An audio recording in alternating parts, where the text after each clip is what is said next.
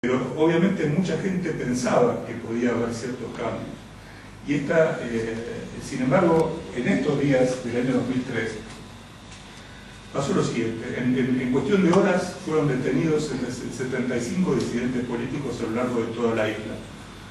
Disidentes políticos que ahora vamos a ver por qué motivos fueron detenidos, ya sea por tratar de pedir libertad de expresión o por tener una biblioteca popular para ofrecerle a la gente libros que en Cuba no se pueden tener, o por motivos similares, por tener, por ejemplo, la Declaración Universal de los Derechos del Hombre, ¿no? El país que tanto invoca los derechos humanos. Estas 75 personas fueron detenidas, sometidas a juicio sumario. En primer lugar, a cada detenido se lo mandaba a un lugar muy lejos de su lugar de residencia, cosa que no pudiera ser ni siquiera visto por sus propios familiares. Y en pocas semanas, en cuestión de 2 semanas, fueron todos sometidos a juicio y condenados a penas que iban entre los 8 y los 28 años de prisión. Una buena parte de ellos todavía sigue presos. En medio de esta situación, imagínense que mucha gente asustada intentó irse de la isla. Entonces, el 31 de marzo, un grupo de personas intentó abordar un avión en la isla de la Juventud. No pudieron ni siquiera arrancar el avión, fueron detenidos y condenados a prisión perpetua, nada más que por tratar de subirse a un avión y salir de la isla. Y el 2 de abril, en un hecho un poco más grave, pero que de todos modos no tuvo tanta entidad, otro grupo de personas, entre las cuales había mujeres y chicos, trataron de tomar un transbordador en La Habana para tratar de escapar de la isla. A punto tal era improvisado esto que llevaban unas botellas con combustible para el transbordador y solo llegaron a 15 millas de la costa y ahí fueron detenidos por la Marina cubana. Pero por este hecho, 3 de las personas fueron condenadas a muerte y fusiladas el 10 de abril de 2003. Este fue un panorama, fue un punto de explosión que hizo a mucha gente tomar conciencia de que esta idea tan romántica, ¿no? de los revolucionarios barbudos y vestidos de uniforme en una revolución perpetua. Es decir, imagínense que hablar de una revolución de 50 años es una contradicción en términos. Una revolución es algo que se agota en sí mismo, se produce y se cambia. Uno no puede vivir 50 años haciendo una revolución a menos que sea esquizofrénico o a menos que esté tratando de engañar a la gente. Y la idea de la revolución, del miedo de la invasión y de todo lo demás, ha sido la excusa para justamente generar esta dialéctica que permitió a este régimen gobernar la isla durante 50 años. Ahora bien, en las sentencias, veíamos todo lo que se decía, lo que se vino diciendo sobre los derechos humanos, las propias sentencias que condenó a todas estas personas de las que estamos hablando, hicieron algunas referencias a los derechos humanos. Por ejemplo, algunos fueron condenados por tenencia de material subversivo, y expresamente se decía que el material subversivo era la Carta de las Naciones Unidas y la Declaración Universal de los Derechos del Hombre. Había gente que tenía unos cuantos ejemplares de la Declaración Universal, y un 10 de diciembre, ustedes saben que es el día que se conmemora la firma de esta declaración, se intentó hacer una manifestación de 8 personas.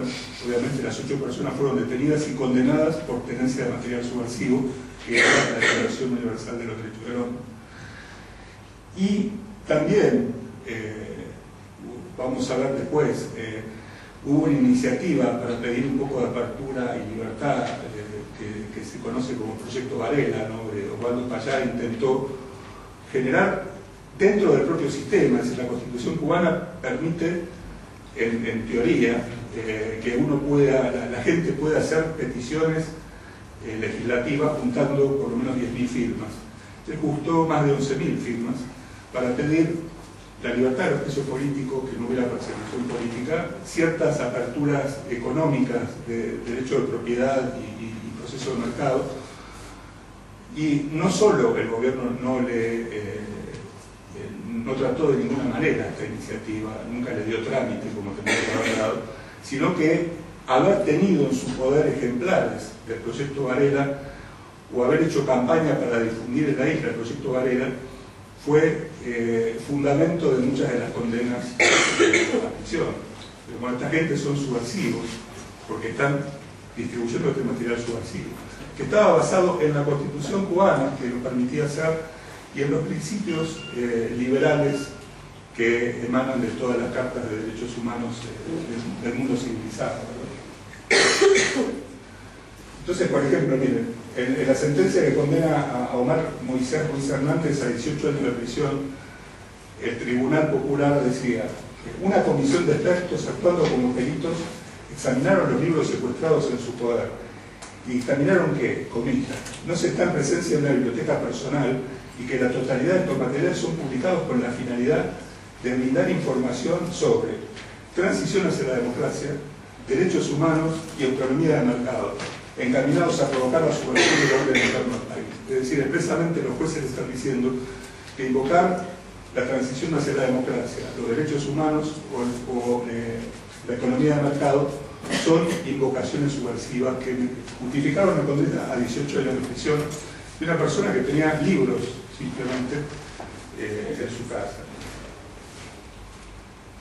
Ahora bien, hay una serie, y esto lo voy a pasar más rápido porque si no vamos a estar mucho tiempo, pero hay una serie de puntos que a mí me permitieron llegar a la conclusión de que objetivamente el sistema cubano está organizado como un sistema totalitario, ¿no? Que en primer lugar la supremacía de los fines del Estado sobre los derechos fundamentales, lo vamos a ver, lo dice expresamente la Constitución, la concentración del poder en los órganos del Estado, la Asamblea Popular es el órgano fundamental y la Asamblea del Poder Popular, que hoy tiene teóricamente todo el poder, pero además estaba controlada por Fidel Castro, y o sea que a través de esa asamblea él tenía el poder completo. No hay división de poderes en Cuba.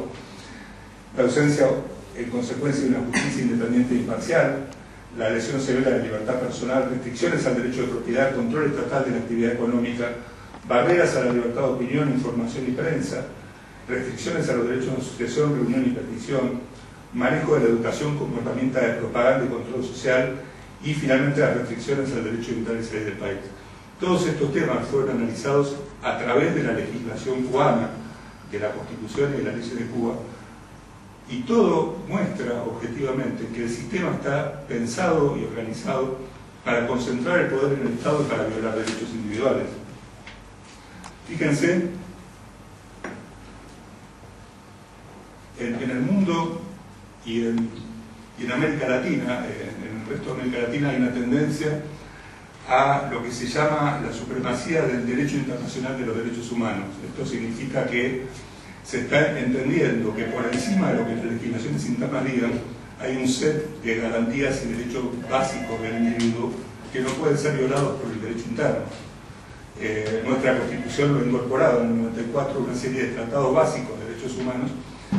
La Constitución de Cuba dice todo lo contrario. Fíjense, el artículo 62 dice: ninguna de las libertades reconocidas a los ciudadanos puede ser ejercida contra lo establecido en la Constitución y las leyes, ni contra la existencia y fines del Estado socialista, ni contra la decisión del pueblo cubano de constituir el socialismo y el comunismo. La infracción de este principio es punible. Esto es, alguien le va a mostrar un montón de derechos, obviamente el derecho de la libertad de expresión, la petición a las autoridades, la asociación, todo esto lo van a encontrar en algún lugar de la Constitución. Pero todo eso está supeditado a esto. Los fines del Estado son superiores a cualquier derecho individual.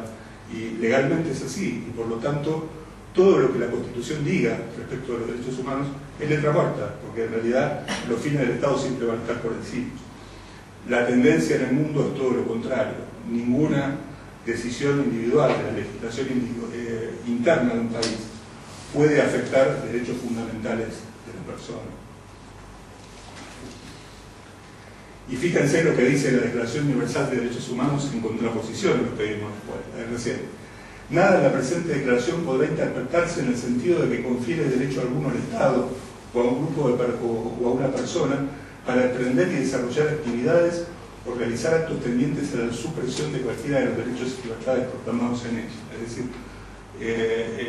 ningún gobierno puede invocar ni siquiera ciertas previsiones de la Carta, o ningún gobierno puede interpretar la Carta de las Naciones Unidas, la Declaración de Derechos Humanos o cualquier otro tratado similar de un sentido que implique que le está permitiendo a ese gobierno violar los derechos reconocidos por el derecho internacional.